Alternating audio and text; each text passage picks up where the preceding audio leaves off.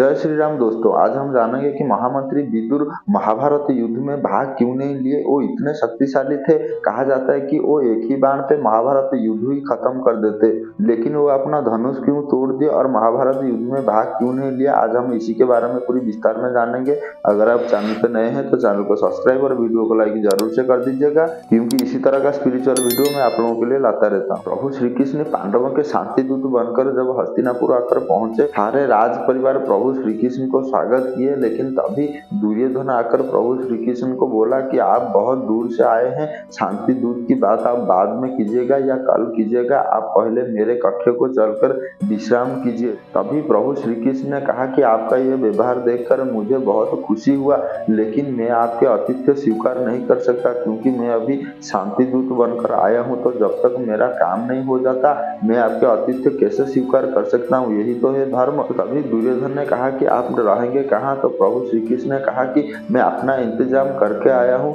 और प्रभु श्री कृष्ण महामंत्री विदुर के भवन पर जाकर रुके, और महामंत्री विदुर की पत्नी भोजन जब लेकर आई तो भोजन पे मिठाई नहीं था, लेकिन प्रभु श्री कृष्ण बोले कि मेरे स्वादिष्ट भोजन इस पे तो मिठाई ही नहीं है। तो तभी महामंत्री विदुर बोले कि जब से द्रौपदी का वस्त्रहरण हुआ है या कुलपति का अपमान हुआ है, तो तभी से कुरु वंश का नाश आरंभ हो गया है। तो अगर किसी का परिवार विनाश की तरफ अग्रसर है तो वो मिठाई कैसे खा सकता है। इसीलिए हम लोग ऐसे साधारण भोजन करते हैं, मिठाई नहीं खाते। तभी प्रभु श्री कृष्ण ने अपने माया द्वारा उस साधारण भोजन को 56 भोग में परिवर्तित कर दिया था। और प्रभु श्री कृष्ण ने महामंत्री को भी बोले कि आप भी मिठाई खाइए। तो तभी दुर्योधन आकर वहां पर पहुंचा और महामंत्री विदुर को बोला कि आप प्रभु श्री कृष्ण को कैसे अपने घर रख सकते हैं, ये तो हमारे संबंधी है, आप विश्वासघाती हैं। आप चाहते हैं कि पांडव राजा बने, इसीलिए आप प्रभु श्री कृष्ण को अपने घर पे लाए हैं कुछ कुमंत्रणा देने के लिए। आप तो देशद्रोही है, आपको निकाल देना चाहिए यहाँ से।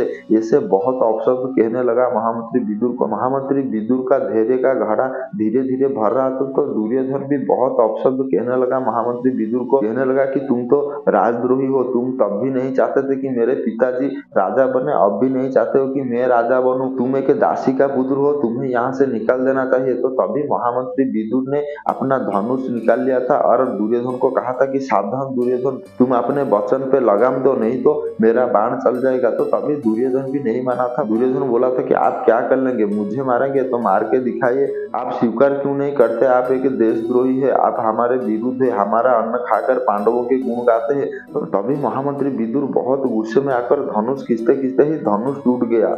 तो तभी महामंत्री बोले कि मेरा धनुष टूटने के साथ साथ मेरा समर्थन भी तुम्हारे साथ टूट गया, मैं इस युद्ध में कभी भी भाग नहीं लूंगा, ना कोई मुझे मना पाएगा। तभी प्रण लिया महामंत्री विदुर ने कि कुछ भी हो जाए मैं इस युद्ध में कभी भी भाग नहीं लूंगा।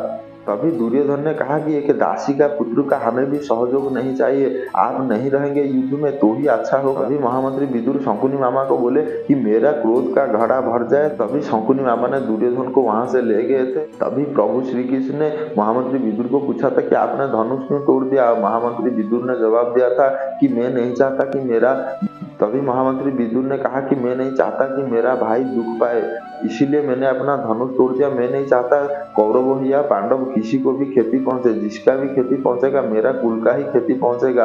अब आपको पता चला महामंत्री विदुर ने महाभारत युद्ध में क्यों भाग नहीं लिया था और अपना धनुष क्यों तोड़ दिया था। अगर आपको वीडियो अच्छा लगा तो वीडियो को लाइक कर चैनल को सब्सक्राइब जरूर से कर दीजिएगा। जय श्री राम।